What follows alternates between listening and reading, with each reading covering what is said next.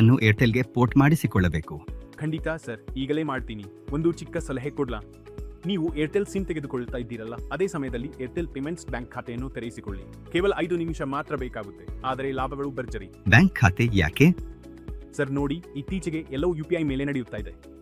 Airtel bank ಖಾತೆ ತೆರೆದುಕೊಂಡರೆ ನಿಮ್ಮ mobile ನಂಬರ್ವೇ ಖಾತೆ ನಂಬರ್ ಆಗಿಬಿಡುತ್ತೆ. UPI ಕೂಡ ತಕ್ಷಣವೇ ಆಕ್ಟಿವೇಟ್ ಆಗುತ್ತೆ. ಪೇಟಿಎಂ, ಜಿಪೇ, ಫೋನ್ಪೇ ಎಲ್ಲವೂ ಕೆಲಸ ಮಾಡುತ್ತೆ.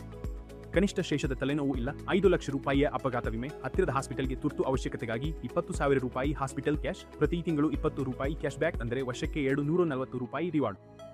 ಇದು ಎಲ್ಲವೂ ಚೆನ್ನಾಗಿದೆ, ಆದರೆ ಚಾರ್ಜ್ಗಳು ಏನು?